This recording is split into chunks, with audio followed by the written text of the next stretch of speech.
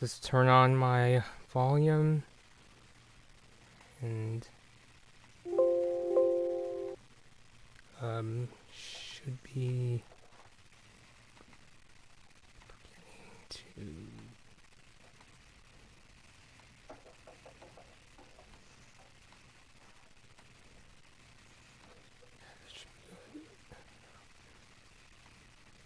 starting. Yeah, I think we're good. Right, so I guess I'll go ahead and start. So, well, actually, wait, hold on a second. Let me post. I have to do a couple things before I get started. Alright. Yeah. You wanted me to get some pictures, right? Yes. Okay, I'll work on that meanwhile. Question, do you want to see old Pogo or young Pogo? Since I'm not like familiar with these characters, it doesn't really matter as long as it gets the point across. Oh, okay.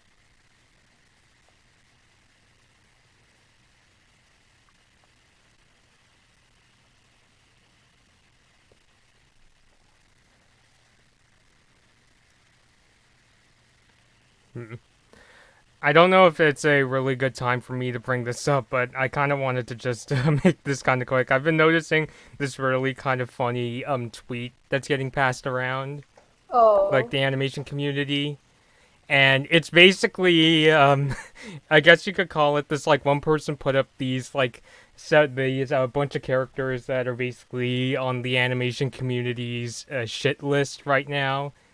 Like Uh-oh. mainly I would say they're like we both know them. I'm probably more familiar with one of the four and you're more familiar with one of them as well, but they're kind of like, yeah, like morally ambiguous characters that have done really like agonizing things. And I know from my experience watching them do that shit, it really got under my skin. You want to know who those four characters are? There's a Oh, okay, I fifth. want to hear. There's a fifth, but I don't know I can't remember the name of the fifth. I've never seen the fifth. So one of them is Moon from Star. Uh-huh. The Well, other, yeah, Moon had a moment. yeah, but yeah, and the other one is you remember Simon from Infinity Train? Do you know who he is? Is it the one in particular you kept getting upset with? Yeah. The guy, right? My Yeah, God, yeah, like yeah, I saw. of the bunch, I would say, yeah, he was probably the most agonizing of the four. The other is, and maybe you could explain this to me, but I think you can get it. Maybe you could explain this to me, but the other is Pink Diamond. Oh, well, did you get? Okay. No, I Quick, barely know quick. who Pink Diamond is. First of all, All right. Okay, so we know Pink Diamond is Rose Quartz. Rose Quartz is Pink Diamond. She not only faked her death, mm-hmm. but she went around messing up everybody's lives, just kind of like leaving them just emotionally scarred.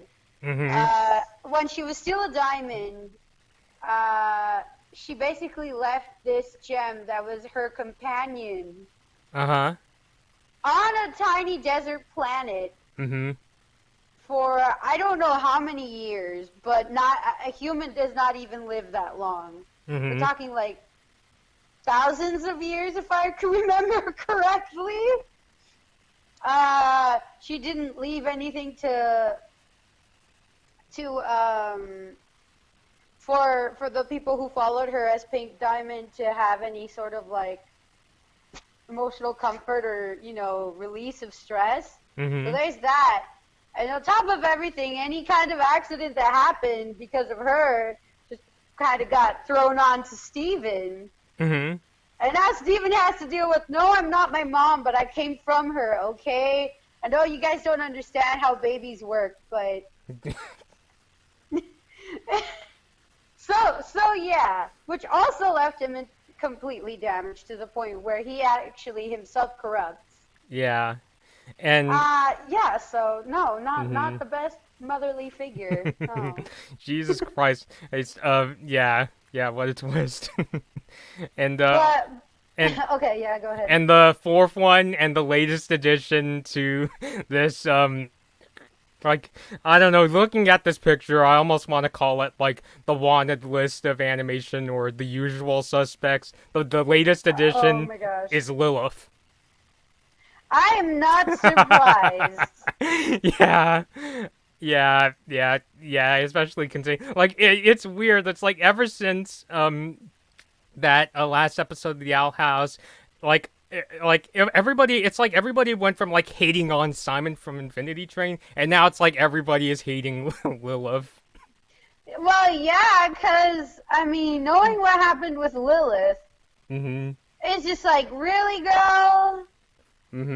Cursed your sister, and now you like captured her, and you like, okay, kind of not played. only do you diss on her, you got jealous. And on top of that, now after years of her being cursed, you finally decide to tell her, oh yeah, that was me. Yeah, and at the 11th hour, no less. So, it's funny because, like, you know, I wouldn't really consider, I mean, I don't know about Pink Diamond, but I wouldn't, like, consider, as much as Simon gets on my nerves, like, Simon, Lilith, or Moon, like, I don't really consider them villains, but it's kind of like they're supposed to be, like, but I would say they're kind of more gray area. Like, it's not a villains list. Like, you don't see Emperor Bellows or Bill Cipher or, like, those kind of characters. You get my point?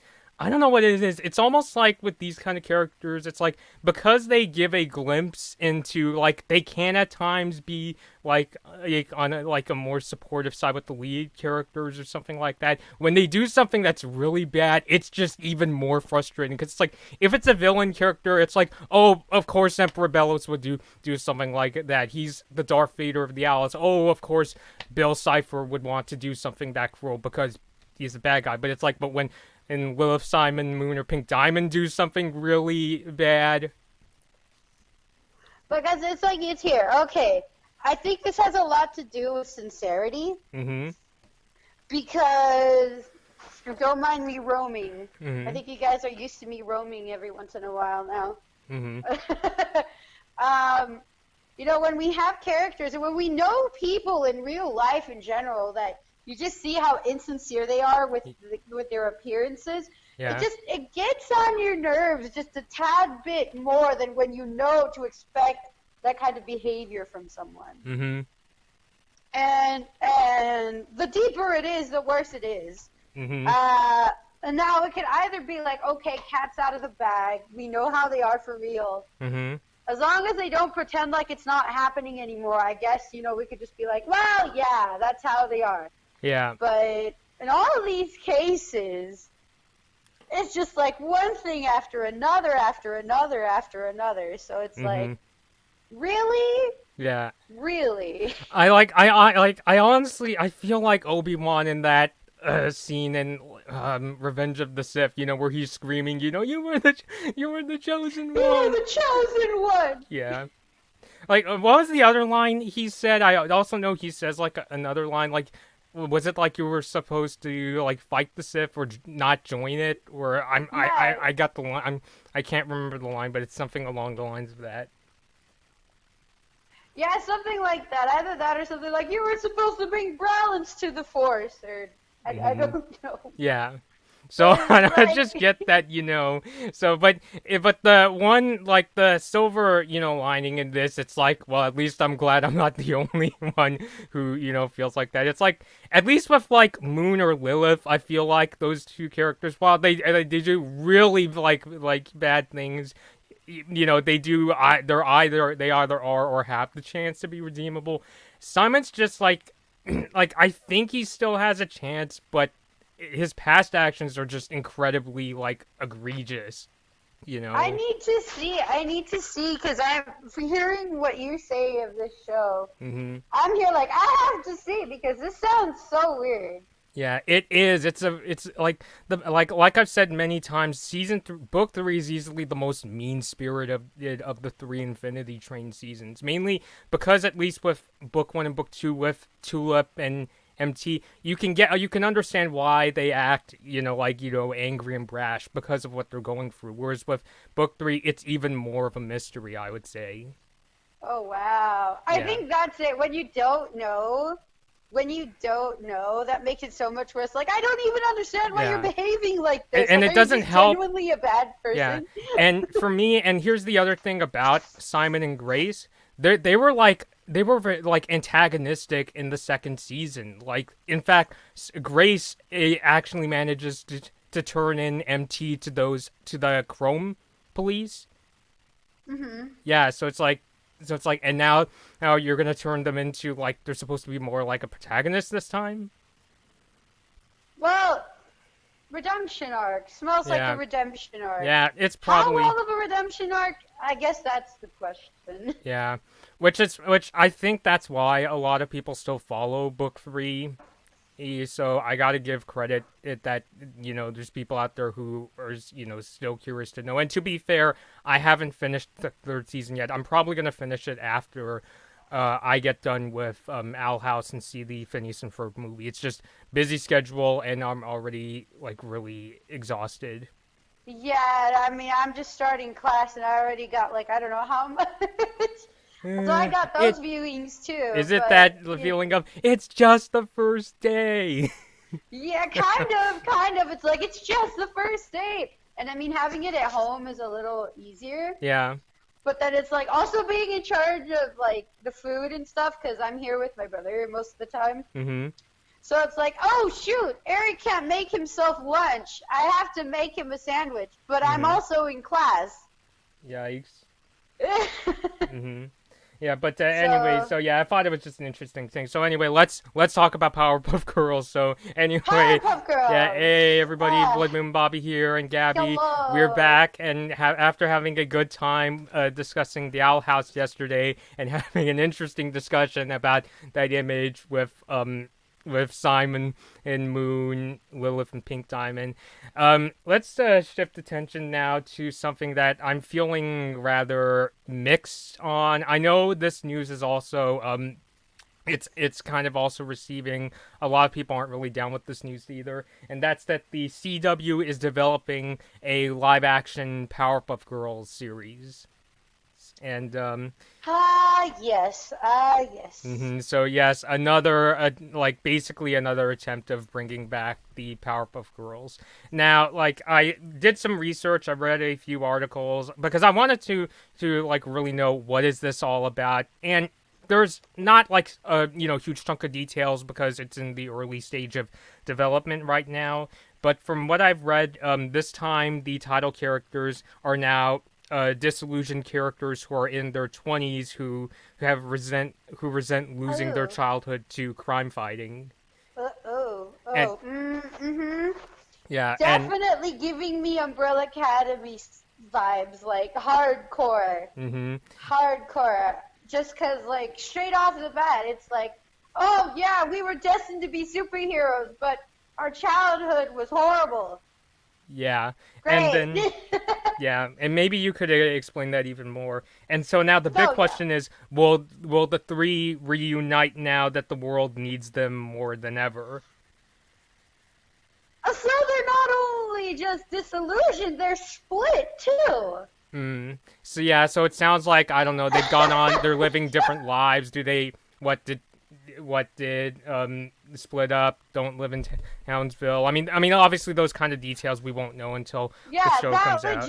That legit sounds like the introduction to Umbrella Academy, almost to a T. Yeah. So I'm here like, gee, I wonder why they decided to jump on a show like this. Yeah, and so in terms of who's involved, Variety says that the project hails from writers and executive producers Heather, I hope I'm pronouncing this last name right, right? Reginer, and also Diablo Cody, and I think this is the part that's really going to anger Powerpuff Girls fans. The Hollywood Reporter said Craig McCracken is not involved with this show. I wouldn't expect him to, especially because of the vibe of the show. This definitely doesn't sound like something he was like, yeah, this is totally what I want my show to be made into. Mm-hmm. Yeah. And so, so that's basically what I was able to gather. And it's interesting because when I first heard, the news, like I was also, my first reaction was, again? Because again. Yeah, because when I think of Powerpuff Girls and being brought back, I think a lot of us think of people will bring up things like the Dance Pants special. I think of that really terrible 2016 reboot. I spent the money on 10 episodes thinking maybe it'll get better, and it's like no, gotta stop. Oh yes, the twerking panda. Mm-hmm. The twerking panda. I remember. Yeah, and also those really, weird... There's also some, really weird scenes. Like, people bring up Bubbles going, no me gusta, or that... No me gusta. And there's also this one time where Buttercup gets, really mad at a certain character, and they do this, really creepy, close-up shot. I think they intended it to be fun, but she just looks creepy. I don't know how to describe. It's just, Yeah! And again, we have to remember, Sir Van Orman was also signed up for that show, right? I'm trying to remember. Yeah, wasn't he in charge of one of the episodes where it had to do with the pool and there was gross out humor? I honestly... It was really gross, I remember. I don't remember much, but I remember that. I think that was... Are you talking about the Sunscreen episode? That was part of the original... No. This was a particular episode that came out with the reboot. Oh. Okay. I don't quite remember. Oh, it was a blister? Or a pimple or something like that. Yeah. And he just closed up on it. And it's just oh my god. Yeah. I mean, obviously, I talked about, my problems with the reboot before. I just thought that the characters could get, they've become really irritating, and just the animation style. People always bring up that a lot of people don't like how the animation style, it's not that, faded color palette or the sharper edge animation style of the original. Now everything's much more colorful and rounded, which... I honestly, it wasn't the kind of thing I noticed until I rewatched episodes of the original show. But yeah, and as far as the design, the visual design of it, for the most part, I thought, you know what, it's cool. It's just cleaned up a little bit. But more so than anything, I think the writing of the characters and what they are going through, just no. Mm-hmm. I mean, and it doesn't help that they have that... I don't know if they considered it a special with the unicorn or the horse that wanted to become a unicorn as an allegory for transgendered individuals. Yeah, that was not received very well. Yeah, that was one of the most hated episodes. That was no. I mean, I can't say if it was good or bad, just because I don't really relate too much as far as wanting to change any part of my body or anything like that. Mm-hmm. But as far as oh yeah, totally it has a lot to do with me just wanting to change myself into something that I just absolutely am not. It's no.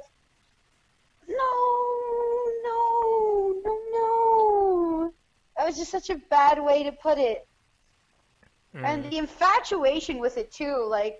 I mean, does it feel uncomfortable to be uncoordinated with your body? Yes. But, I just remember there being this infatuation with it. Just no, that's just painting the picture that these people just, they're obsessed with it. And that's not right either. So I'm not really questioning why it wasn't received very well. Yeah. I mean, when I think back to my reasons for just not liking the reboot, I think, at this time the characters are much more annoying. Some of the episodes are way too fast-paced, I think. And also, like, that too. The and pacing also, was just like, boom. yeah, They and put like jet also, rockets on their feet. yeah, it's not the kind of fast pacing where it's like it's hard to like follow, like pick up information. It's the kind where it's like it's over already. Yeah, yeah. Yeah, and And also some of the episode ideas just seem really like out of character for the Powerpuff Girls. Like there was an episode where the girls get turned into like old ladies, and then there's an episode that involved a princess, and it's just like I'm just like oh, I what are remember that. like That one too. And it was supposed to be like, oh, the princess doesn't have to save herself, which is like, okay, I could dig that. But the way it was executed was just like, really? Yeah, No. and also the jokes in that one I remember were really irritating. Like, they even put like live action pictures in the background, and again, just made me wonder, what does this have to do with anything? Like, that Lessons reboot, were learned. yeah. Lessons were learned. I hope. Yeah, and as I say this, we're not necessarily here. I noticed somebody was tweeting, left a reply to a tweet about giving it a chance, and of course, I mean, I have to say that we'll have to hope that this live action show is at least better than the 2016 reboot. I mean, I hope so. It's just that for me, I just find the concept to be really, again, just kind of like strange, especially for if Powerpuff Girls was more of a character driven show, like today we have like Infinity Train or Owl House, for instance, then I would be more open to it. But as of right now, my initial response is kind of like, eh. I mean, and you said, Yabby, that you were getting Umbrella Academy vibes from when I was telling you about the premise. So what did you mean when I said when you Okay, said that? okay, so listen to this premise and tell me how close it sounds. So Mm-hmm. there's a group of 7 children who were born, right? Yeah. On the same day, at the same time, on the same moment, to women who were not pregnant at the beginning of the day. Mm-hmm. All right, October 1st. This billionaire, extravagant yet cranky billionaire, decides to go around and collect these children, as many as he could. Mm-hmm. Manages to get 7 and raises them with superpowers, which they were born with. Mm-hmm. Now, their childhood was horrible. They started that young, around the same age as the Powerpuff Girls, you can say. Going out fighting crime and whatnot. And they grow so disillusioned and so depressed and just so messed up that they end up splitting over time. And, they have to come back together and save the world because the end is coming. Mm-hmm. And their would-be father has passed away, and they have to get together somehow. So might as well any better reason than that.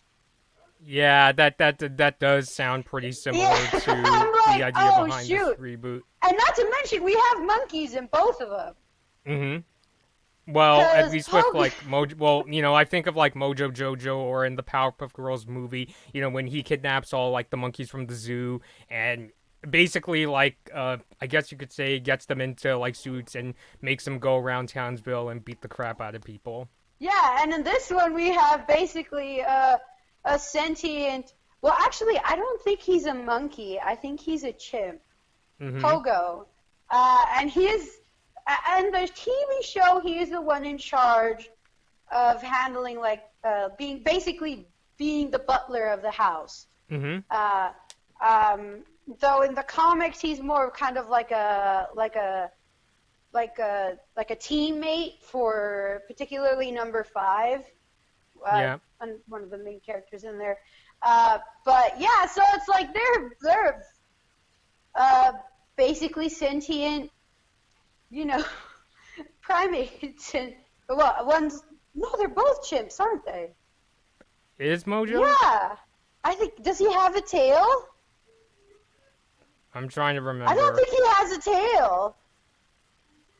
But anyway, yeah, they're both. They're both sentient creatures of the same kind of lineage. Mm-hmm.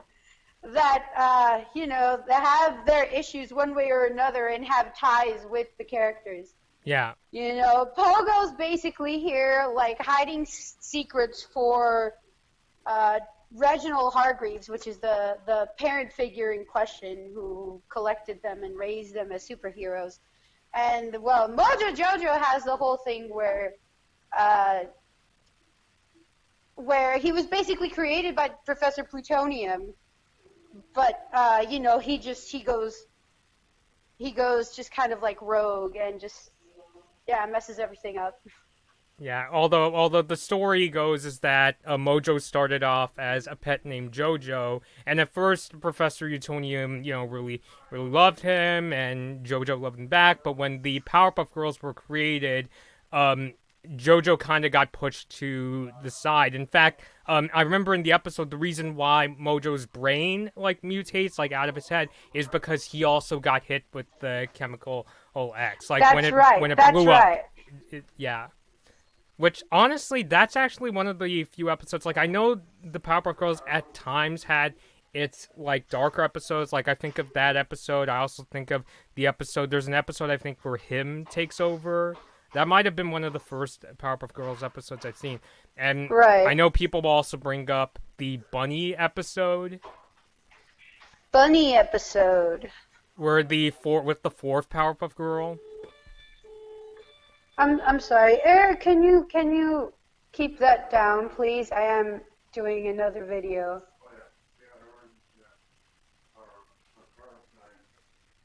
Thank you. Sorry about that. Yeah, it's okay. So yeah, but you remember the fourth Powerpuff Girls episode where I think the girls tried to create a fourth member of the team? Eric, that means don't do it, please. Turn it off, please. Wait till you're in your room. Or not. I'm sorry. Yeah, it's okay.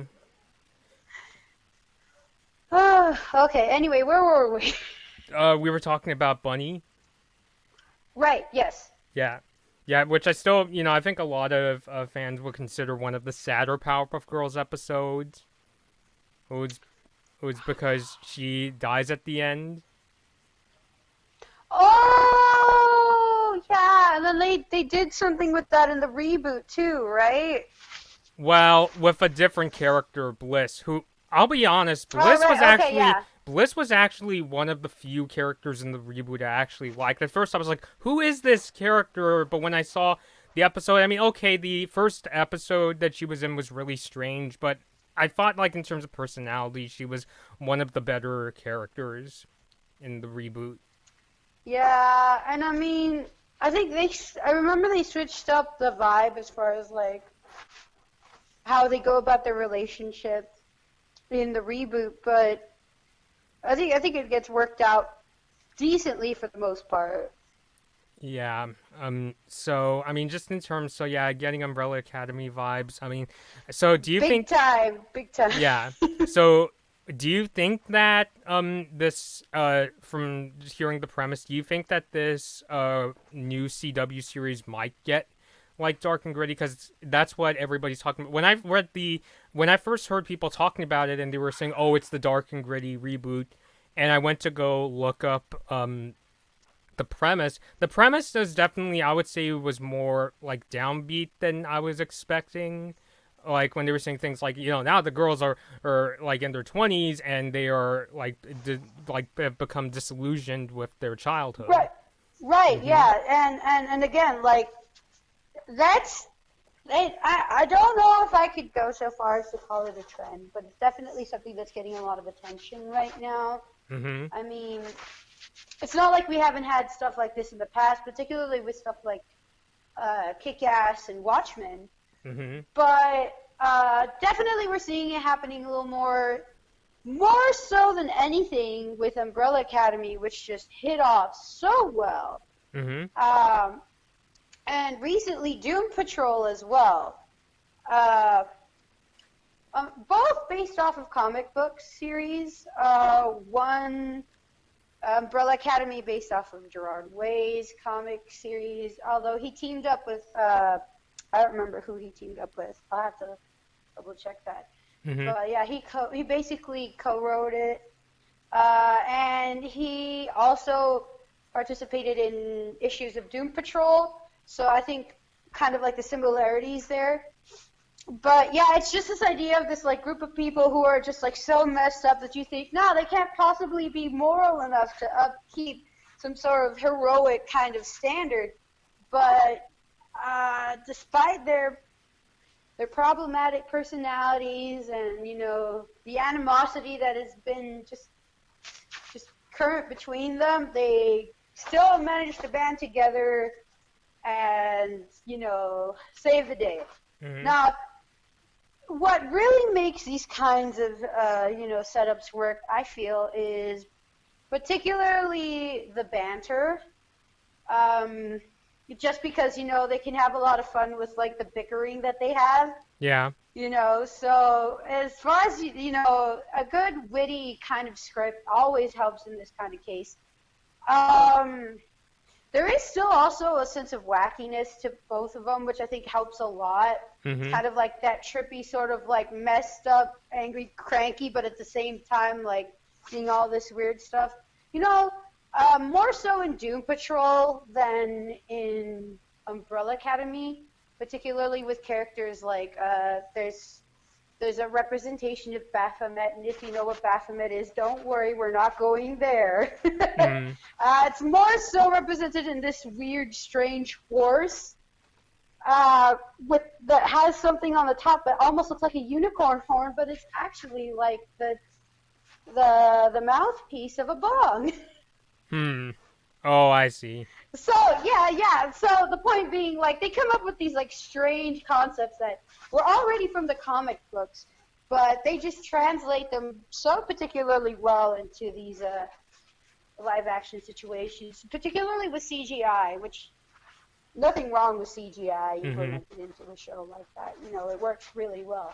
I see. So if they kind of keep that kind of air to it and don't lose themselves too much in like the hardcore grittiness of it and have fun with it too. Yeah. I think it could work pretty well, particularly seeing characters like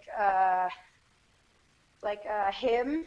Like definitely that kind of thing where it's like, if you think of like a real life translation to that, it sounds creepy as heck. Oh, yes. But in a way that works so well, where it's like, it's so bizarre, but at the same time you're like, wow, this works.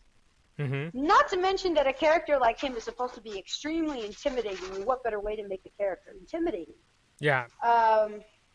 Now, the question will be how this translates a lot to some of the other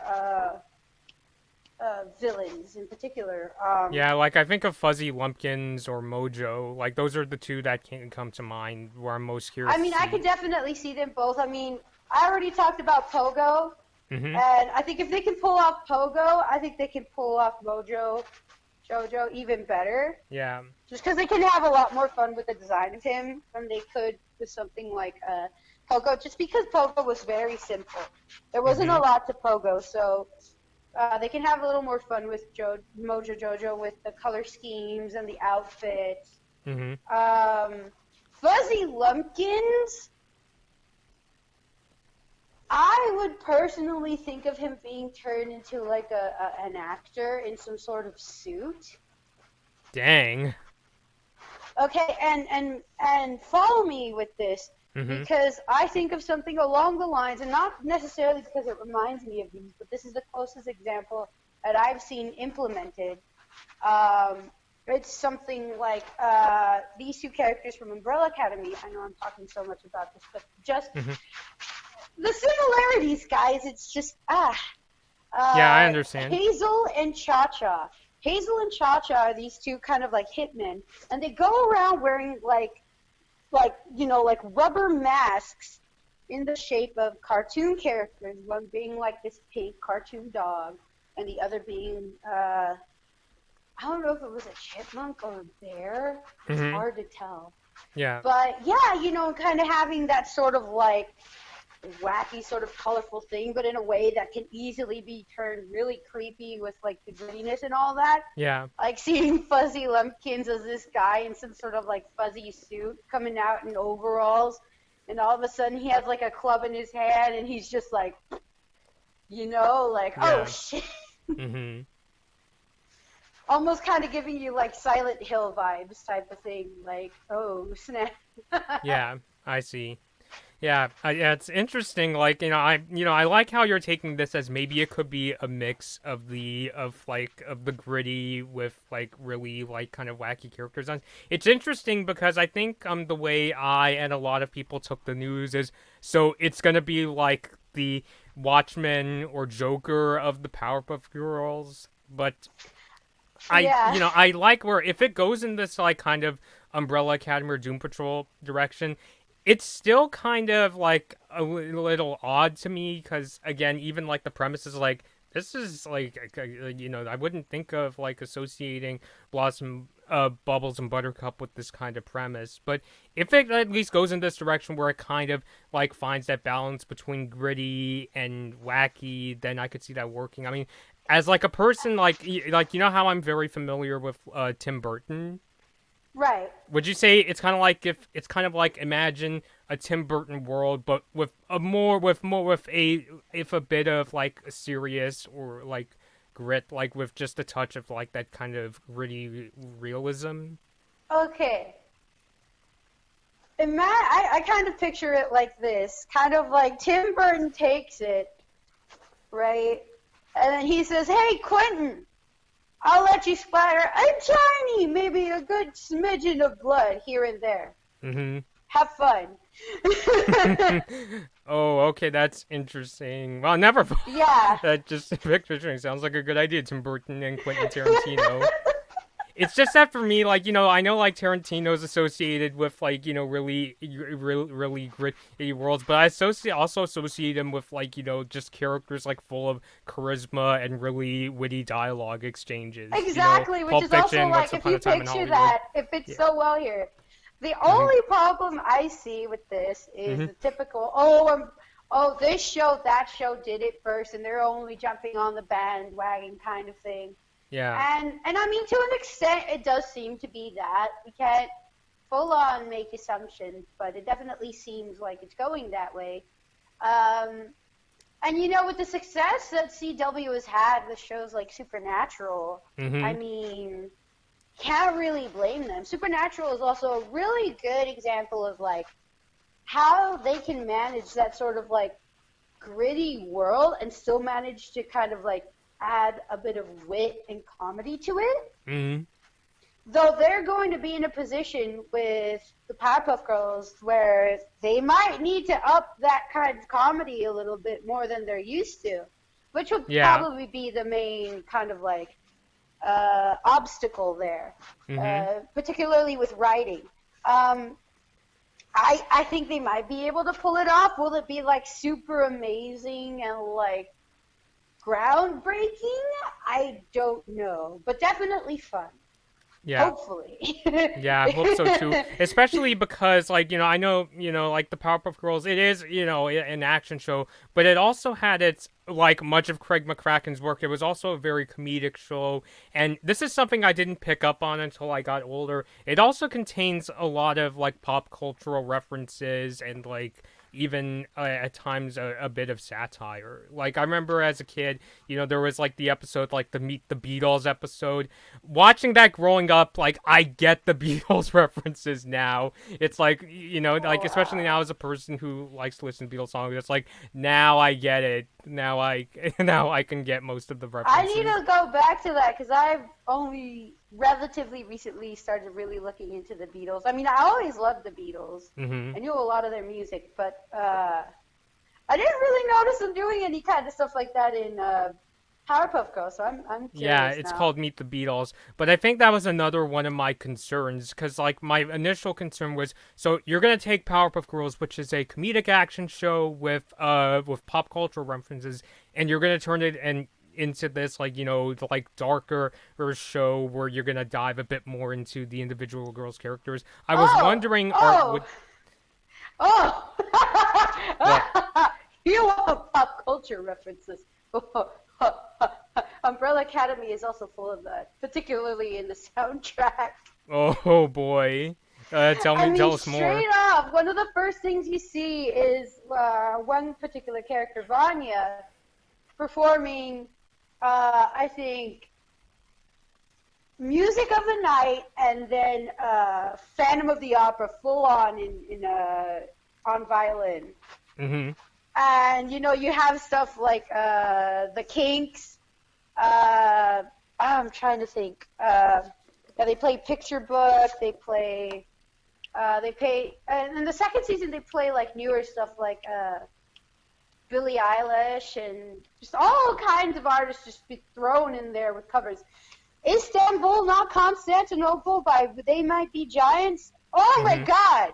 There's such a good scene with the use of that song. It's like a full-on action scene with that song playing in the background. It Mm-hmm. has to be one of my favorite scenes of the show. Yeah. So there's a very good way that Powerpuff Girls will just fit right in with that. Yeah. Okay. In that case, yeah. Especially if it's with the soundtrack, like with music references. Mm-hmm. Boom, just yeah.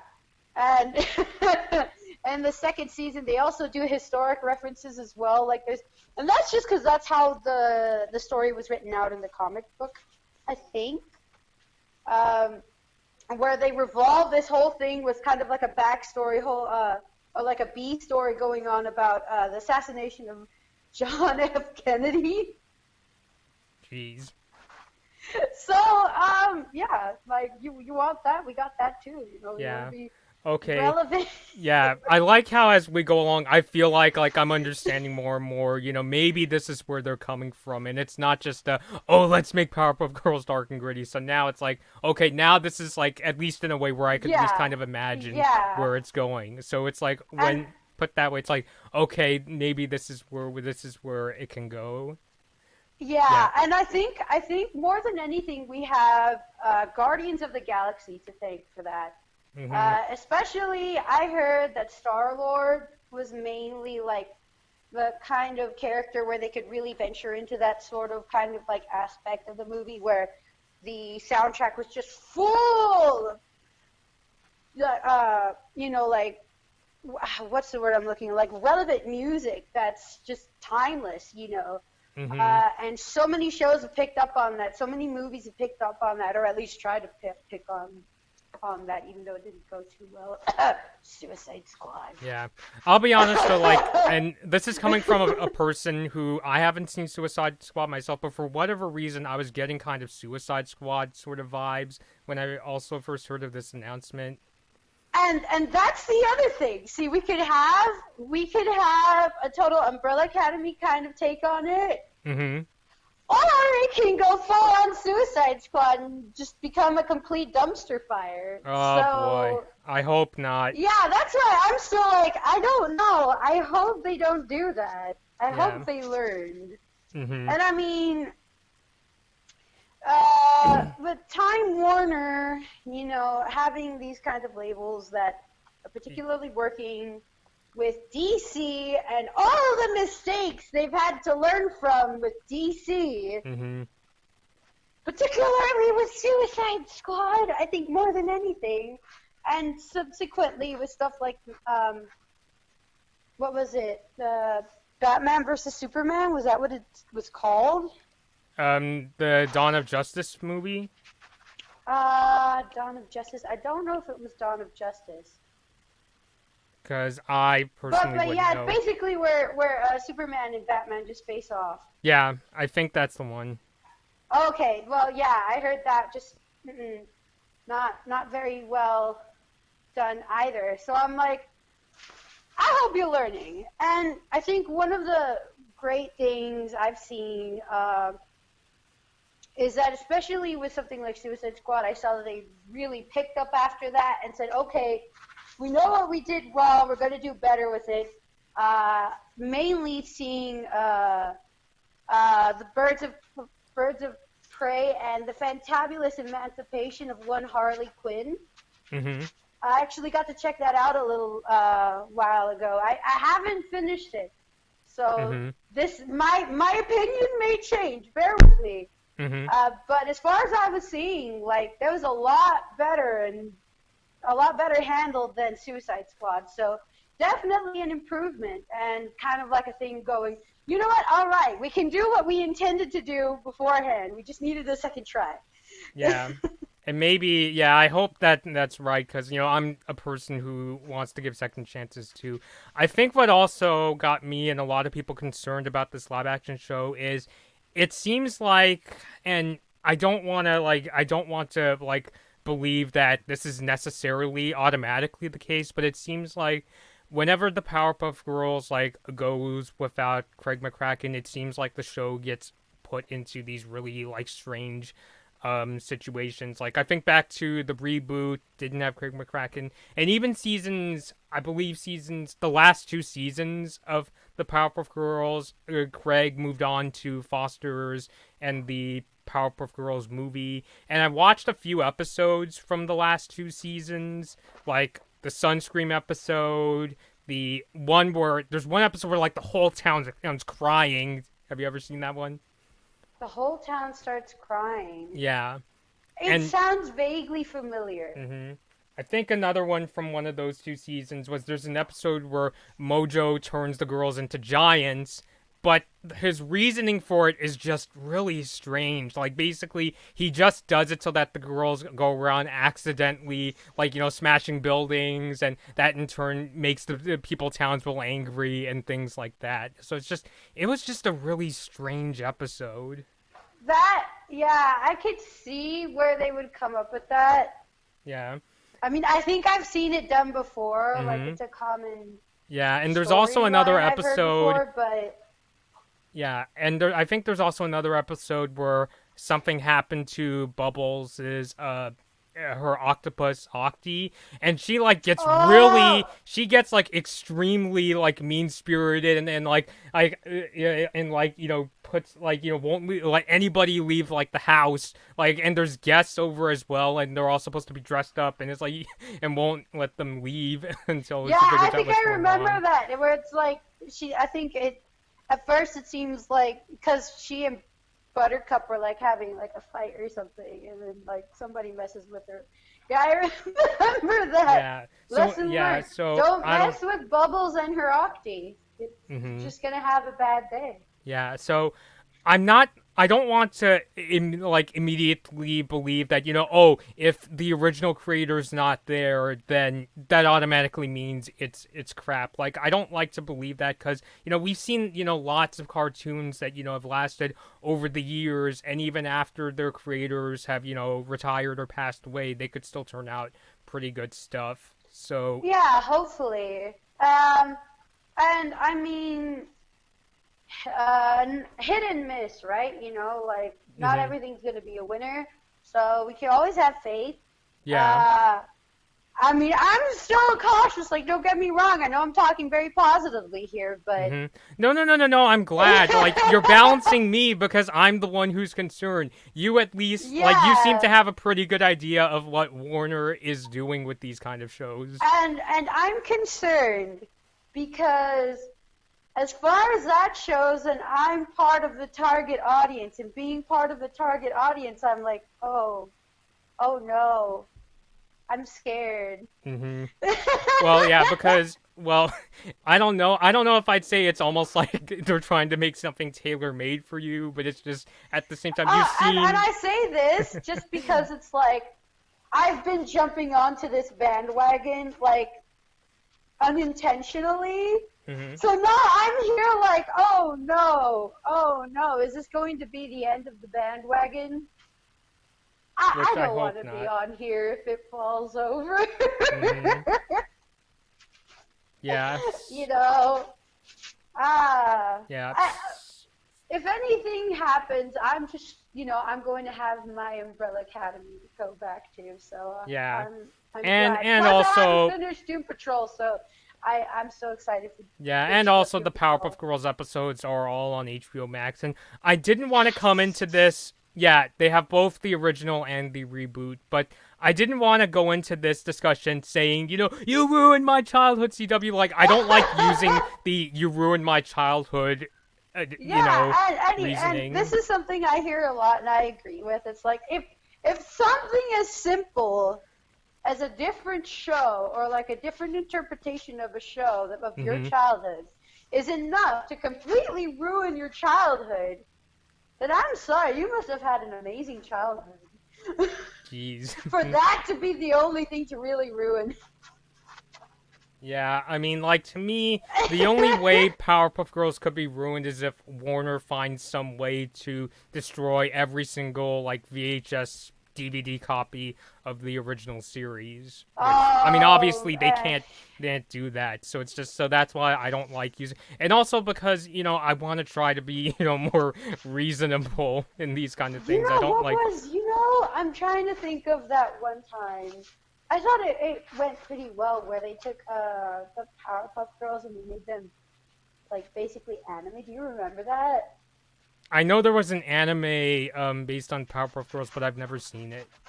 I got to see clips of it, and I remember being really stoked about it. So I'm going to be like, you know what? It's been a while since we had something like that. I'm going to bet on that. Hopefully. Fingers crossed. Yeah, fingers crossed. And you want to actually... Are you able to show some designs from either Umbrella Academy or Doom Patrol? Because that was one of my bigger concerns. Yeah, I mean, I talked a little bit about the main two that I have pictures of right now. Again, I'm sorry, because I know the religious, implications that a character with the name Baphomet has. Rest assured, we're not talking about condoning any of this, guys. We're looking at this through... academic lens, shall we Basically, say. So. We're, like, just looking at it from a design, design storytelling standpoint. And don't worry, I'm not about here to, like, curse your screens or anything. We're not, I promise, and if something happens and your phone explodes or whatever you're watching on it explodes, I apologize. Okay, so here's Pogo. And, well, that's not creepy at all. My Baphomet picture didn't save. I can't. I feel so weird having to say that, but that's literally the character's name. And it's funny because the scene where this character comes out, it even ends up going into, like, a song. I don't remember the lyrics to it, but it's a well-known song. And I just think of that, like, when you were talking about, pop culture references. So, alright. Dang it, I might need to take a snapshot, so... Yeah, oh, and I don't know if you by got the way, for Pogo the picture. Yeah, so for everyone that's watching, Gabby's actually sending me the pictures, and I'm just kind of looking at them on my tablet. Okay, yeah. Did you want to have them come up on screen, or? Is it possible? Like, I've thought that. Oh, okay, yeah. Like, I can. If I share my screen, would that be weird? Because no, as long as you're not, as long as it's not showing, like, sensitive information or okay, yeah, because I'm literally just, like, going on Google for these. Okay. Let me see. Oh, but where do I do screen share? Aha, I'm right here where I do screen share. Yeah. Okay. I mean. Hello, guys. Oh, now you switched over to audio. Like, like, okay, basically. Okay, so there's Baphomet. That is straight up, like, look at that. Let me see if we can pull up some other stuff for Doom Patrol, just in general. Okay. Like, I think I mentioned also there's a sentient cockroach. Also, who falls in love with the rat. Okay, so yeah, here's like... Oh, and we get... shoot. These are... I'm gonna flip it just so that you guys can see it better. Okay. There we go. Okay, does that come out okay? Yeah, I could see. Yeah, so even looking at this kind of, like, juxtaposition of, like, all these, like, somber characters, just, like, on this, like, creepily colorful background with butterflies and stuff on it. Like, you get a good idea. Yeah. And so, like, yeah, that's, like, kid right there. This guy's really cool. And you can see there's even Cyborg here. And looking at Pogo, let's look at Pogo. Yeah, you guys gotta see what I search. I search a lot of random stuff on here. Okay, so yeah, as far as Mojo Jojo vibes, like, Pogo got it handled, you see. Mm-hmm. And there you have a cute little kid Pogo. I see. I like the headline, Step Aside, Baby Yoda. Step aside, Baby Yoda. So, I don't know if you wanted to see more stuff like from Umbrella Academy. There's not a lot more with Umbrella Academy as far as... There is one more character that was introduced in Season 2, which was this guy who's basically a cognizant goldfish. Mm-hmm. It has like this little kind of human robot suit. Mm-hmm. Where he basically goes around doing everything that humans do. He even has a little hole to smoke. Cigarette. I see. But he's literally this like giant tank being controlled by a goldfish. Mm-hmm. So the concepts that are played with here, you can tell they're just like really, really whimsical. And yeah, as far as like doing the kind of whimsy that they have in Powerpuff Girls, I don't see that being too hard. Yeah, I mean, at least could like imagine a possible idea of it working. So, I mean, Yeah. Yeah, I'm still a little like concerned about how like where I was coming from when they said, "Oh, I don't know about character design," was I didn't want them to pull like what happened initially with like Sonic the Hedgehog or something like Detective. I was worried it was going to go in like Sonic the Hedgehog, Detective Pikachu kind of territory. That's also a possibility, sadly. Yeah, which they did fix with like Sonic, and like hopefully they won't have to do the thing where it's like a trailer comes out, fans angry, they go and redesign because that could lead to disasters. Yeah, and I think the thing with all of this is, if the CGI models come out creepy in some way, or like Uncanny Valley, if handled appropriately, it could come to an advantage. I'm not saying that they should just wing it and work with whatever they got. Yeah, but hopefully, as far as design goes, they don't have to worry about being so clean cut. Mm-hmm. So that hopefully makes things easier. Because you could I think with grittiness there is the pressure to make it work, obviously, and talent is not going to be replaced by, just make it like this. No, but it's hard. It is that when you're in it for that, there's a sense of like, you know how you want it to look. You have in your mind the idea, and putting it onto paper somehow becomes easier. Like, you're already there mentally, where it's like, okay, I know how I want it to look. Yeah. I know when I'm there, So hopefully that. Yeah, I haven't seen any kind of problems with that, particularly with anything, like even with Suicide Squad, Killer Croc. I think, Killer Croc would be a good example of just kind of like what kind of CGI kind of stuff they have, and I think that's pretty cool. I mean, the only thing I would kind of low-key be worried is if they end up with something like, have you seen the new trailers for, the upcoming Suicide Squad movie? No, I haven't really followed the DC Fandom event. I think that's how it's pronounced. I only got to see the trailer just, by passing, and I think there's a bit of concern, but I think that's more so I wasn't expecting that, and I don't know the characters well enough to think, oh, okay, they were doing that on purpose. More than, oh my god, that looks horribly made. Yeah. So, but I So at least yeah, hope that if it's at least like, what you showed me with Doom Patrol, if it's at least in that territory, then I could at least see it, working. It's just that, again, I don't want them to pull off like what they did with, like what the Sonic the Hedgehog movie had originally. Which I think that in itself, like when you were saying, you're hoping that the team has, learned from that kind of stuff. That's a thing where I could imagine, the studio's learning from, because must have been yeah, really yeah. expensive.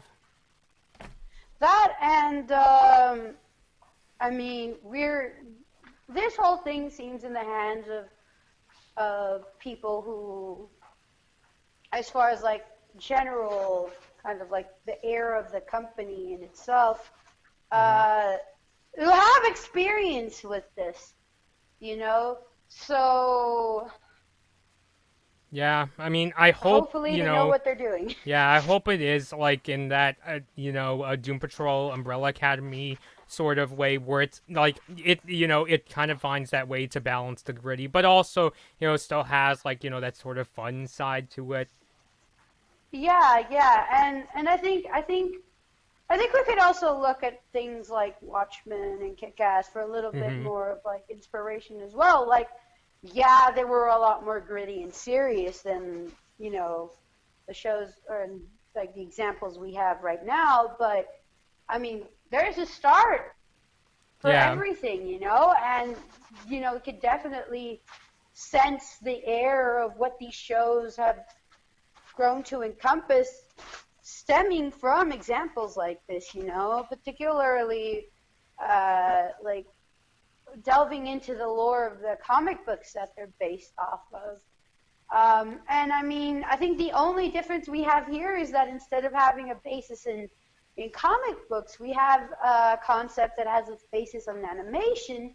Although one can argue that an example, particularly of animation in the sense of Powerpuff Girls, can really be kind of like translated between both of these mediums through, translating it into some sort of comic, and then through that translating it to something like a gritty, TV show.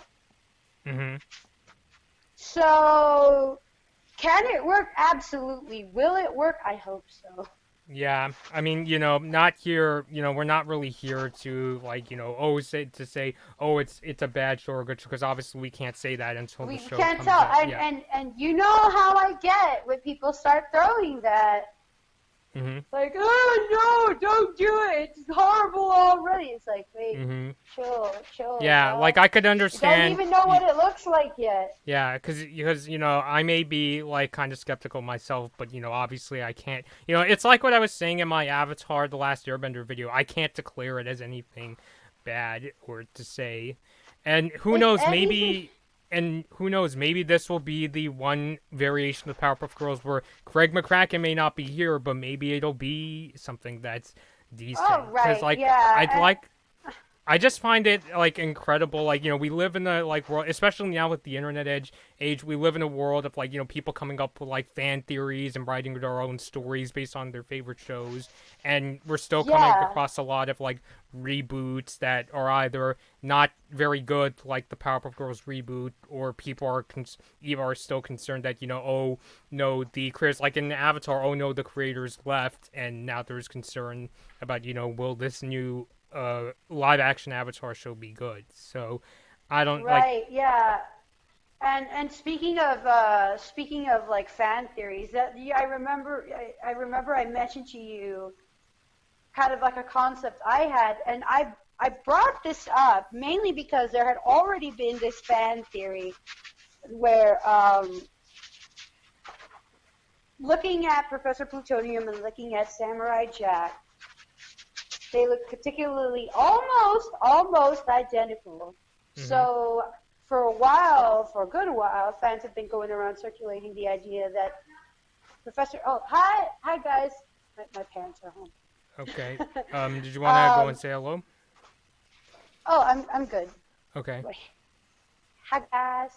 But yeah. So the idea that Professor Plutonium could very well be Samurai Jack Hmm. traveling through time, and I think looking at this whole concept, looking at how, don't mind me, I'm going upstairs. Okay. How we have this whole kind of like vibe coming from all these different examples of, kind of like whimsical superhero, super zero type TV shows. A lot of them tend to mess around a lot with time travel, alternate realities, and stuff like that. So if there was one thing I could see them taking advantage of, I could definitely see them taking advantage of that idea of Professor Plutonium being thrown into some sort of time portal to, I guess, feudal Japan or something. I mean, it doesn't necessarily have to be that, but yeah, kind of like fans who have been waiting to have that moment to say, you know what, he could very well be Samurai Jack. Well, yeah. There you go. Yeah, or hey, that might be the first time, because Samurai Jack has never been into like live action, right? Not that I know of. I mean, I know it went from being a Cartoon Network show, and then it came back as an Adult Swim. Yeah. Yeah, but it didn't have like a live action interpretation as far as that goes. And it's funny though, like you were talking Samurai Jack. I haven't seen it myself, but is it the kind of show that you could maybe see it being done in live action someday? Actually, yes. Though the only problem I've seen, and this is mainly I haven't watched too much of it myself, I have to admit. And the reason why is the same reason why I don't have as good of a picture, just because the pacing is intentionally kind of slow, kind of where you just feel every second in real time almost. Ooh. And I mean, that already says a lot as far as like, can it be translated to like live action, particularly. The only thing is like, it feels almost like looking at a picture book. So I don't know how the pacing would translate into something like live action. But I mean, yeah, as far as the concept goes, yeah, definitely. Like, there's a lot to be played with there that can be interpreted into live action. I see. Yeah, I just wanted to, like, since you brought up Samurai Jack, I was wondering, where could this go? Because I think that was another thing I saw people talking about is, what if this is the beginning of more Cartoon Network shows getting that live action treatment, or maybe even being put on the CW someday in this kind of, like, not cinematic universe, but like a television show universe with different franchises? I was about to say the same thing. This may very well open it up to that. Yeah, especially now talking about the whole Professor Plutonium Samurai Jack. Already there we have one going. And there's so many shows in the repertoire of Cartoon Network that's just like, there's so much to play with there. I see. Yeah, for me, like, it was kind of a strange thing for me to think about, since as a kid, I mostly watched Cartoon Network for its more comedy-based shows, like Camp Lazlo. Wondering about Courage the Cowardly Dog, because it also seems to fit in that kind of like that format of being I would love that. Yeah. I mean, because like I still remember, what was that episode Steven like told us about? There's one particular episode where it gets like really like creepy. There are a lot. There's more than one. I mean, because it's like, if you could bring it to the CW and make it more so for like a young adult or adult audience, it's like, I think there's one that tries to like shave Courage. There's like this creepy guy who's a naughty kind of thing. I don't quite remember the name of the villain, but yeah, I mean, yeah. I'm trying not to. The Pharaoh's Slab. I see that one talked about a lot. Yeah. But I mostly I mostly know Cartoon Network from like a comedic perspective, but could this be a thing with like maybe they're more actiony Oh kind of my shows? gosh, if they take this opportunity to kind of explain, oh, hey, where's all this crazy stuff coming from to end up in the middle of nowhere? Mm-hmm. Like, dun dun dun dun. Yeah, it's like, oh wow, I'm already like having all these like conspiracy theory moments right here. Mm-hmm. Yeah. Honestly, though, like all this talk about, like, this is the kind of thing where it's like I could see it being done with like courage, but with Powerpuff Girls, it was where I was a little bit more skeptical. Yeah, and oh wow, so that makes 3 now. Yeah, but again, Powerpuff it's not Girls, so. Samurai Yeah. Jack. But Yeah. we're getting ahead of ourselves here. Yes. Like, So yeah, we're talking about more so possibilities of what could happen if Powerpuff Girls is just the beginning, just like how Scoob was just the beginning for the Hanna-Barbera cinematic universe, and now we're getting a Tom and Jerry definitely. movie. Yeah. I mean, I'm still wondering what to do with Scoob. I mean, I liked it. For me, it was like I don't dislike it as much as people like. I thought it was decent, but I get why people like have like major problems with that movie. Right. I think and I mean, I liked it, but it's not like saying, "Oh, it was perfect." Mm-hmm. Like it was good enough for me to like, but it's not like I was wowed by it. Yeah, I mean, it wasn't like Spider-Man Into the Spider-Verse, like kind And of it definitely wasn't any, Zombie Island. Yeah. Oh no. No. Not even close. So, but what are we doing? We're talking about basically two different like. Right. Like, yeah. I guess like, we just keep going going here just because of so, the attempts that we have here.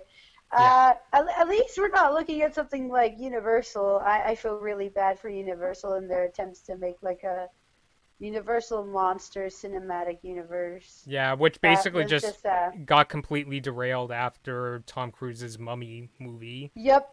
So I was like, oh, that's kind of sad. Mm-hmm. So I'm hoping, like, as much as I am kind of skeptical of this Powerpuff Girls idea, I am like hoping. I hope it's at least better than like the 2016. Like, basically, it's almost like for me, hey, as long as it's not like disastrous as the 2016 reboot, I'm good. Basically, I mean, I'm not sure if I could review it because I have a whole ton of things like going on. I still have to review Amphibia. I have a couple people asking me, when are you going to review Amphibia? My answer is when I finish Owl House, Infinity Train Book 3, and out the first season of Owl House and the Phineas and Ferb movie. So I've already got a lot on my plate. But to be fair, this Powerpuff Girls, this live action show, it sounds like it's not going to be coming out for a while, especially with things like a coronavirus. I imagine that's going to make it, really difficult to, shoot. And I mean, they'll probably, I think nowadays it's easy to at least get it going, but as far as like at the production level that we're used to, probably not. I mean, I know there's some projects.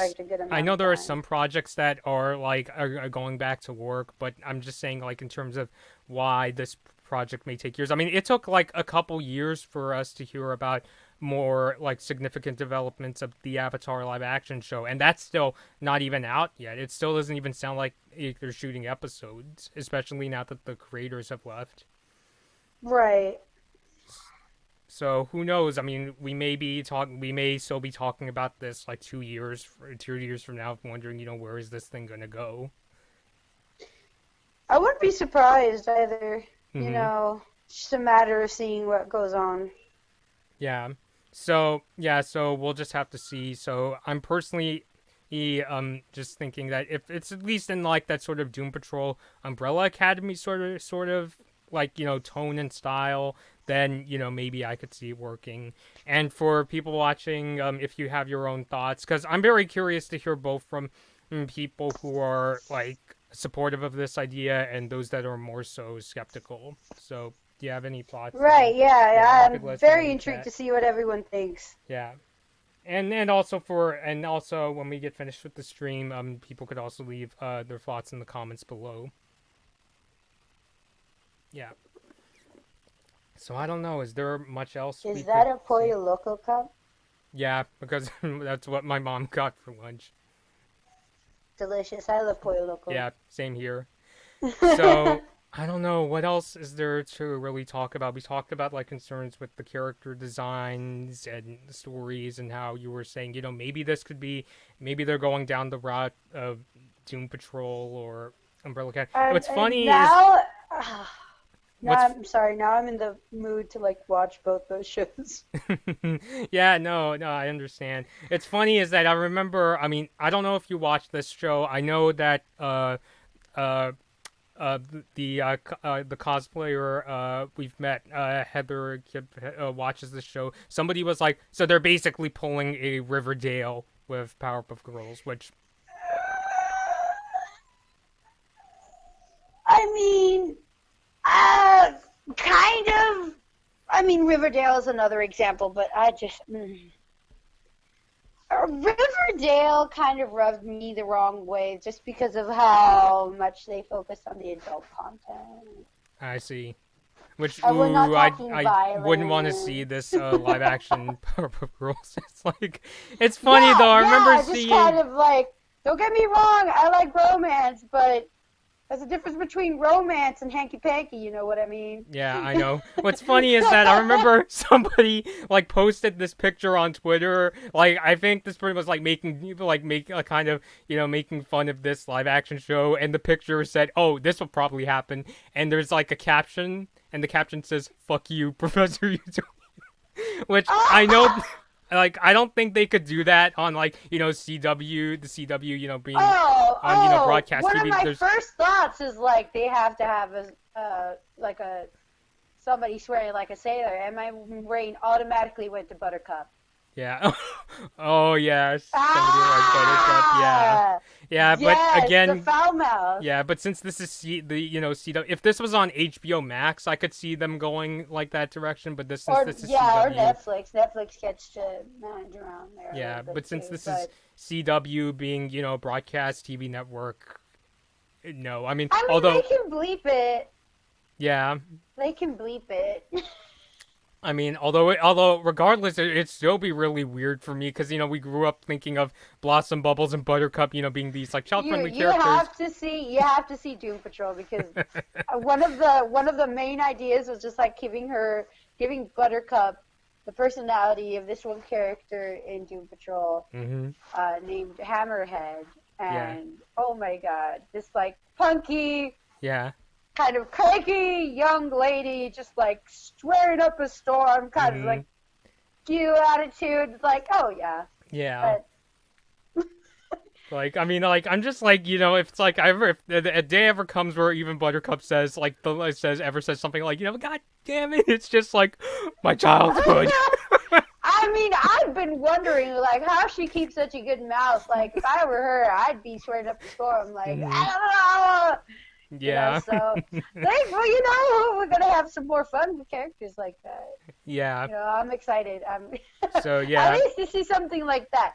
Now, I could be completely wrong if this thing turns out horribly, and I regret ever even being optimistic about it. But so far, trying to just for the sake of, not spouting out doom and gloom right from the get-go. Yeah, because like it's already pretty clear a lot of people are very like suspicious of this reboot. So it is interesting to hear is the possibility of it turning out good, which was what I was hoping for the 2016 reboot, because I remember seeing the art style and thinking, well, at least, I mean, okay, it is different from the original series, but at least it's, like, recognizable, to me, so... Right. No, and not only am I on this bandwagon right now, with the, the Super Zeros kind of, like, apocalyptic, save the world kind of thing, but... Oh, and I have a little buddy here. Miga! But I've also grown up a big fan of Powerpuff Girls as a little kid. Like, I wanted to be Buttercup, straight up. I wanted to be Buttercup as a kid, and I'm like, yeah, I'm gonna have superpowers, and we're gonna kick butt. So it's just like, Gaby, this should be right up your alley. Yeah. And Which the I last hope thing, so. the last time I remember somebody saying that, that was Twilight. Yeah. So, flashbacks, man, flashbacks. I'm so scared. And by the way, you know how I was saying earlier I was very intrigued that Matthew Reese is playing Emperor Belos in Owl House, aka Emperor Lloyd, as I like to call Emperor him. Liquid Lloyd. Yeah, it's funny because like when I think of Buttercup, I think of how E.G. Daily played Buttercup, and she was also the voice of Tommy and Rugrats, and it's like it's the kind of thing where it's like. And again, it's the kind of thing where it's like these two characters, like, yes, they sound similar, but their like personalities are very like different. It's like you couldn't confuse one for the other. Oh yeah, absolutely. Yeah. So I don't know. So I guess at this point it's literally a case of wait and see because we don't really have much details to play off of. So I don't know. So yeah. So hopefully, maybe when we get a trailer, we can get some kind of like idea for how how this will work, and hopefully it is something along the lines of like Doom Patrol or Umbrella Academy, where it's not just a matter of we're gonna make this dark and gritty. It's kind of a mix of between gritty, but also doing something more like kind of quirky and fun at the same time. Yeah, and wait, I and I know I keep bringing shows I haven't seen much of yet, but I was also getting. Do you watch Stranger Things? Yes, I've watched Stranger Things. I think that's another good comparison. Mm-hmm. The only thing with Stranger Things is the comedy. The comedy, I think, plays off a little more subtly in Stranger Things, for as far as I know. Again, I've only mainly seen the first season and part of the second. Mm-hmm. But it seems to be a pretty common, like a pretty general kind of tone where it's like, yeah, they have fun and they have their quirks, but as far as like, yeah, extremely wacky, just kind of like absurd concepts. Mm-hmm. I think we have shows like Umbrella Academy and Doom Patrol to look at a little more. Even the upcoming Suicide Squad movie, I think, really taps into that too. Yeah. Just by the look of the trailer, but yeah, Yeah. So it's just a matter of looking, Mm-hmm. So like, yeah, keeping an eye, seeing what's being made, what they're releasing, and just being like, okay, I trust you, or no, y'all's ship is already sinking. I'm going to save myself the time and not buy the ticket. Yeah, I'm just like, please, like this, please CW, don't make this live action Powerpuff Girls like a ship that's gonna immediately sink to the bottom of the ocean. Yeah, just like Yeah. Because and we kind of having that kind of tension doesn't help either, because I feel like just the tension being there in its own kind of like leaves it open to just prematurely doing that as well, just kind of like failing, just because people were too kind of like just like cautious about it and say, you know what, I'm not going to watch it. And I mean, even with instances of shows where, like, it might not start off good, but it picks up, but by the time it picks up, not enough people are watching it anymore. It's kind of sad because it's like, they could have just really turned into something really good despite, the beginnings. Yeah. And, they don't get the chance. Yeah, I mean, who knows? I mean, we do live in a world where Family Guy came back after being canceled, which, I know I'm not really crazy about Family Guy, but it's one of the few examples I could think of where a show got canceled at first, but after it kind of started to get a cult following, the network was like, bring it back for more episodes. Oh yeah, and I mean, even like with something like I know this is a random place to go, but with like SpongeBob, like how many times was SpongeBob, attempted to end? Like I think there's at least 3. I think one was supposed to be after the movie came out, right? Yeah, and then there was supposed to be like a final episode too. So it's like, yeah, no, like, if people like something, hopefully it'll stick around. Yeah, I hope so. So, yeah, Oh, I so, think the only other aspect I have to really look at is with shows like Umbrella Academy, Doom Patrol, Watchmen, Kick-Ass. We're bringing back these names because they're the main examples we have. mm-hmm. Uh, they all have this backstory worked out from the get-go. They're not making these. Eric, thank you. Bye. Bye, Eric. He just barged into my room again. I see. I do apologize. He's usually not this anxious, but recently he's been, yeah. Eric, you're distracting me, please. I'm gonna close the door. Bye, Eric. He was like roaming around. He has like this light up truck and he just loves roaming around with it. I see. And he has like this car thing that he likes running around with too. Mm-hmm. Anyway, with these shows that we have, you know, they are inherently kind of like this mixture of wackiness and grittiness, you know. It's worked out like tailored to be that way.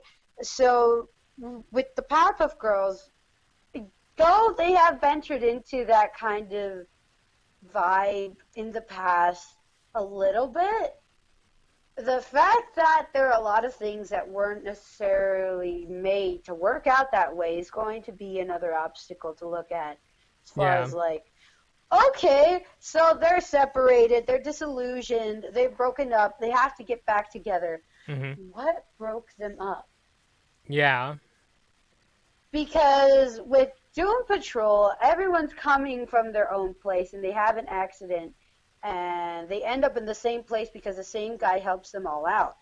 In Umbrella Academy, their own father figure is extremely messed up, which sets it perfectly. Like, yeah, of course they broke up. They wanted to leave that toxic household, Mm-hmm. you know? But with the Powerpuff Girls, it's like, even if they lose Professor Plutonium, can that be enough for them to just like split up that well? When you say lose, do you mean like he dies or passes away or even gets killed or something? Disappears? I don't know. Jeez, that sounds so dark. It could be anything. Or are they not even going to do that because they might not even do that? Mm-hmm. You know, I mean, there's the other option where they could become shut-ins and they're all being coddled by Professor Plutonium, but I don't think that's a good setup. Yeah, I don't know. That sounds a little like too far off the mark. Yeah, so I'm like, that's where I'm saying it's like a little hard to work that out, but the only other option is that they make Professor Plutonium a jerk, but I don't think that's fair to Professor Plutonium. Yeah, that seems really out of character. Yeah, so I think therefore lies the problems that we might be looking at in the show. So it's gonna be. We don't know what they have in store, so. Yeah, so they'll have to come up with like something that's interesting.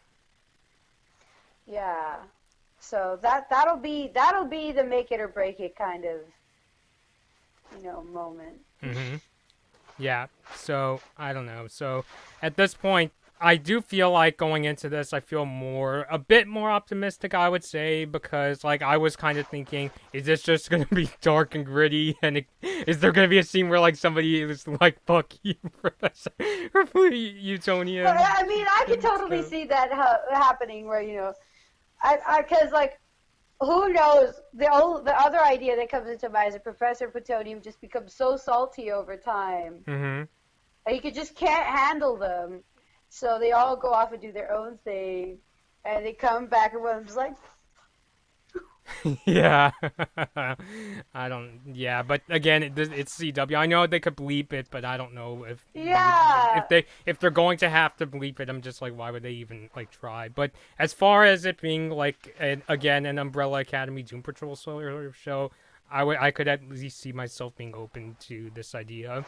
Yeah. So. And I mean, if they do pull it off like that, I'd very much be interested for obvious reasons.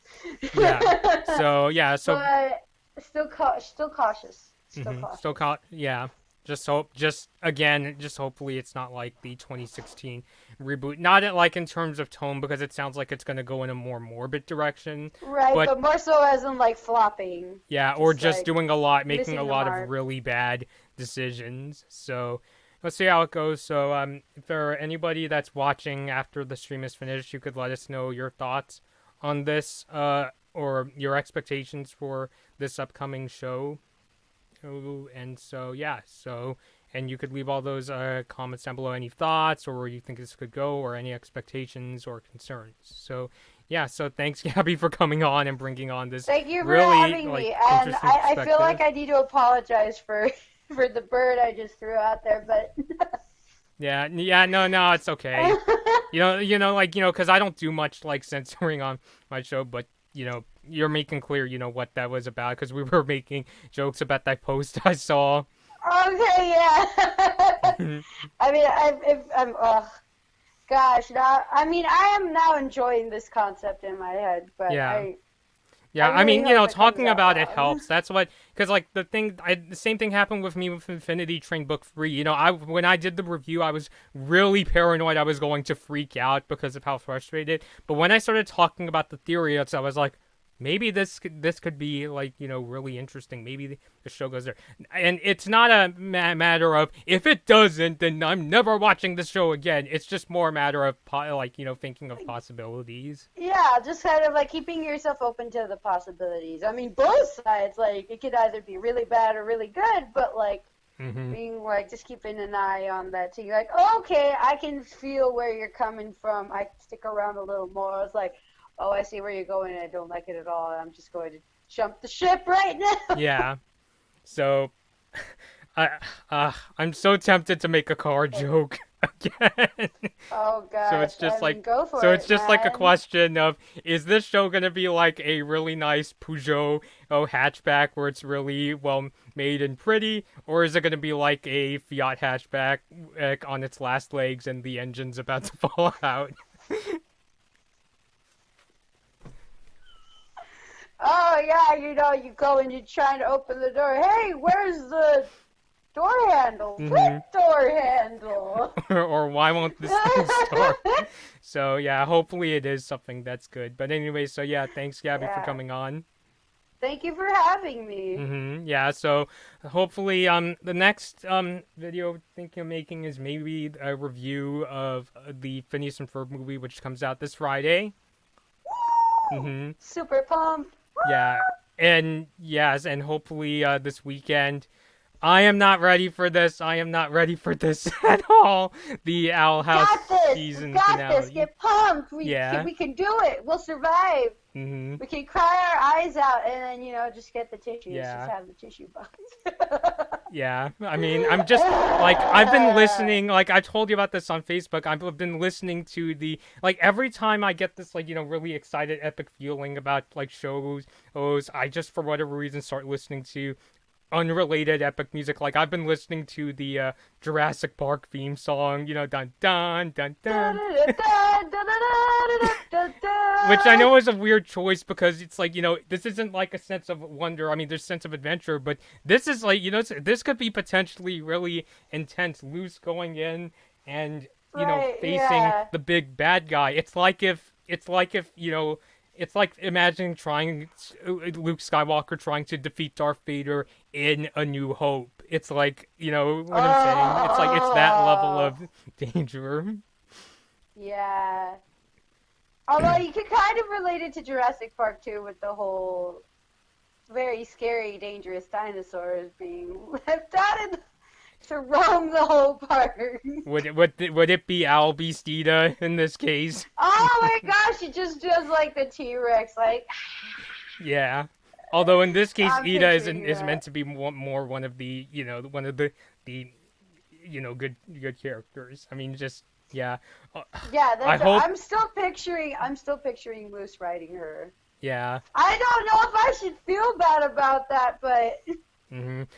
Like, part of me Or kind they're of gonna feels have bad like that, that really like awesome, that Academy Award kind of scene where Luce is looking into Ida's yeah, with the eyes. faces, Yeah, with the and like faces. there's no dialogue. They're just looking at each other with They're these just like puppy staring eyes. like Yeah, intensely. yeah, and all the feeling like, yeah, it's just like because I'm like scared to see what's gonna happen to Ida. It's like in Star when I was worried for the longest time, are they gonna kill off Moon? Which, Oh, I remember that. It really did feel like that though. yeah, So yeah, yeah, and it's like, I mean, I don't think they'll do that with Ida, because even, remember in the second to last episode, even Luce was like, wait, so if you fully transform, does this mean you could die? And Ida was like, no, like, no, it's don't not be so that morbid. morbid. Yeah. So, I don't know. Do you think they might have put that in? Like, this is just me being like, speculating, but I imagine, what if they put that line in just so fans don't, go full on panic and say, oh no, Ida's gonna die. Oh gosh. Hmm. Well, if you ask me now, I'm suspicious because now I'm smelling a bait and switch. Yeah. I mean, I'm gonna lean towards no. You thought you were safe. Hmm. I mean, obviously, But Ida's in tremendous, danger right now, because who knows what yeah, Emperor but or Lloyd, I mean, Emperor Bellos is thinking, but. realistically, I don't see them, killing off Ida. Just, Hmm.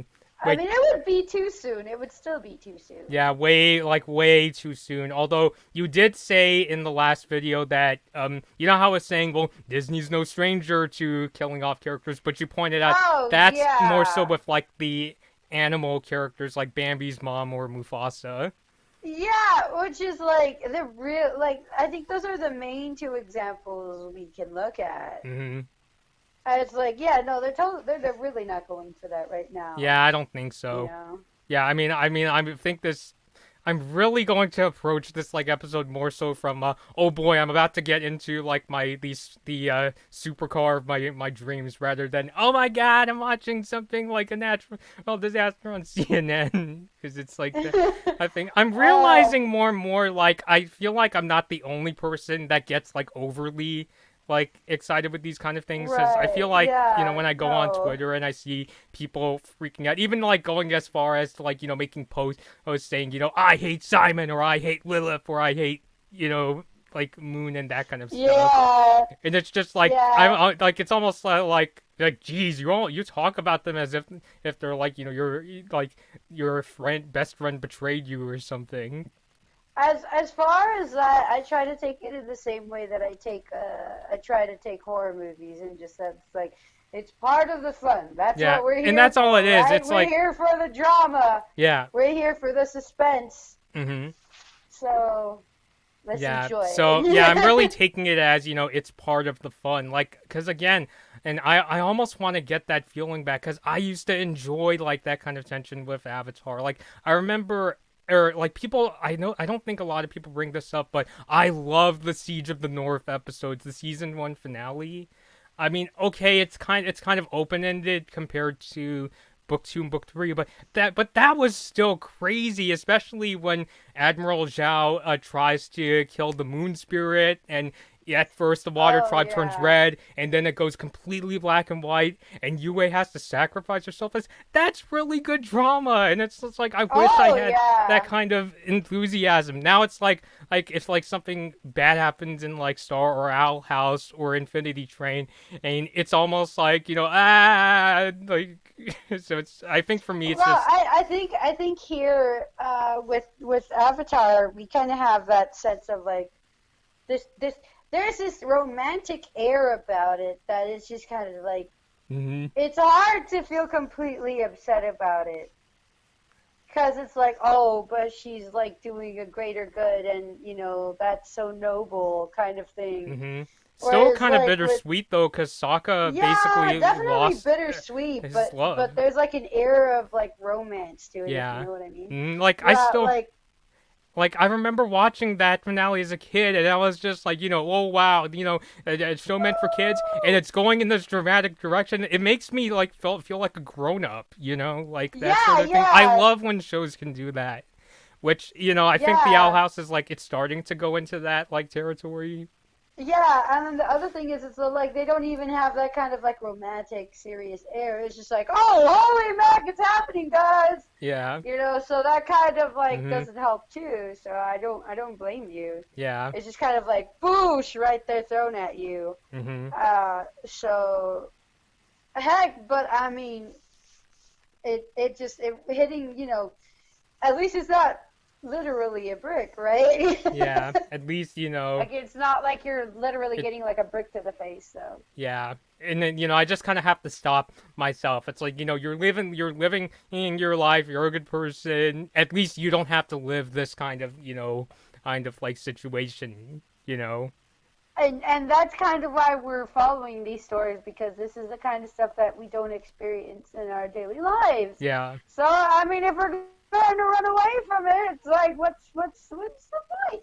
You know? Yeah. And I think that's why lately I've been like, you know, listen, because like I like to listen to music whenever I start to get like, you know, really some sort of strong feelings. Like I don't know how to explain it. It's just that kind of thing. Well, music works as a very good vent. Yeah. So I say it makes sense. Mhm. You know. I mean, obviously, I think there's a difference between doing it so that you can feel like your surrounding and your emotions are on the same page. Yeah. But then you also have like, where you're feeling really sad, very depressed, and then you decide to say you listen to more sad and depressed music. It's like, no, trust me, that's a big no-no. Mhm. Yeah, but as far as like, kind of like pumping you up, getting you, leveled out emotionally, music can. I think it's a great way to do Yeah. it. So yeah, I'm just expecting like this episode on Saturday is just gonna be like, you know, really like twisty, because like this is literally like the Owl House. This is their storm the castle or Gideon rises moment, you know. And Right, yeah, yeah. we're here. It's like the stakes are high. What's Yeah. gonna happen? I mean, yeah, I mean, I still remember, you know, like hearing that joke before. It's like now with like modern, especially plot-driven shows, it's like it all starts out like, you know, all nice and happy, and then by the end, and a character could die. Like it Yeah, gets to okay, that you could like be dead. level of seriousness. So again, as I said in the previous video, I have to like mentally. Like if I was again, I don't know why I make so many car jokes. It's just like it's like get out of that next sixth gear, go back to second. You don't need to even go remotely close. This isn't like, you know, real life situation, dude.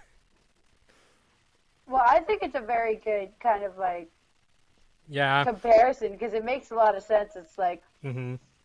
because your brain just goes, like, basically it feels like your brain's going like 100 miles an hour. Sometimes it's like, oh, Mhm. shoot, maybe I should slow down. Yeah, I mean, I guess I just try to like, you know, visualize like, you know, those kind of things. It really helps for me to visualize, you know, those kind of things. No, yeah, and I think Yeah. it's a really good comparison. Yeah. So. So, yeah.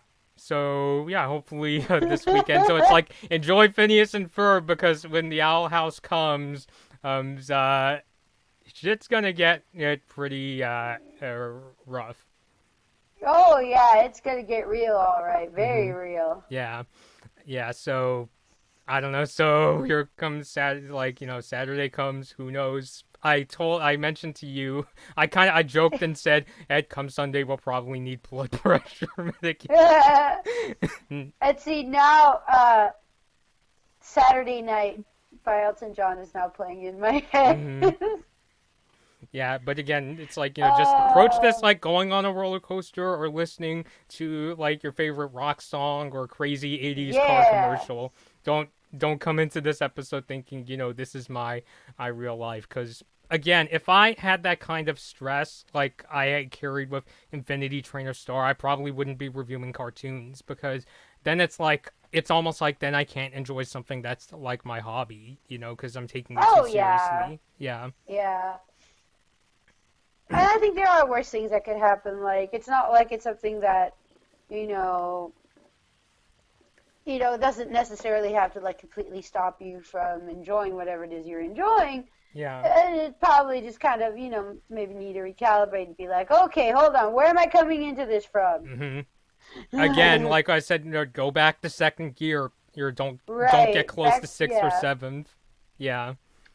So okay, I'm done with done. I'm done with car jokes. I always like because like this is what happens. Like in my free time when I'm not watching cartoons, I'm either watching car reviews or old like car commercials from like the 80s or 90s. I'm the kind of person that I like to look at, especially brands that I heard of as a kid, but I don't know too well, and they're either discontinued or they don't sell cars in the U.S. anymore, and that kind of stuff. Oh, wow. Yeah. That makes me think of the Volkswagen bus. hmm Or like for me, it's like I think of like, do any of these brand names ring a bell? Like I think of like Oldsmobile, Saturn, or Daewoo. Have you ever heard of those three I think companies? Saturn. I've heard of Saturn. Yeah, and I was just thinking, because I'm obviously as a little kid, I couldn't have a chance to go to their dealership and check out their cars, and now their brands are essentially history. So Oh, it's like wow. it's kind of like learning about that thing I knew of as a kid, and now grown up, it's like now I want to like really like learn about something that I didn't get to check out as a kid. Right, yeah, I Yeah. think it's cool. Yeah, so, but anyway, so I think because we're going in all these different directions, I'll end things off Yeah, here. we're rambling. Yeah. So, but anyway, yeah, so Oh, thank you, Gabby, for coming on. thank you for having me. Yeah, and until next time, hopefully with Phineas and Ferb the movie, we'll see you all later. Bye. Bye.